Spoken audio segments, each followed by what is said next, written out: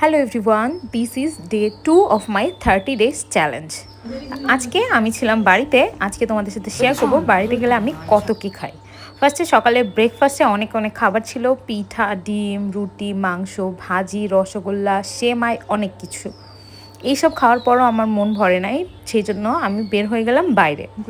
দেখতে গেলাম যে বাসায় কি কি আছে। আমাদের বাসায় প্রায় সব ধরনের ফল গাছই আছে, আম, কাঁঠাল, কলা, লিচু, পেয়ারা, আপেল, সাথে জামরুল, সব কিছু এভরিথিং। আমরা মোটামুটি সবজিও বাসারটাই খাওয়ার চেষ্টা করি, বিশেষ করে একদম দেশি যে সবজিগুলো হয়।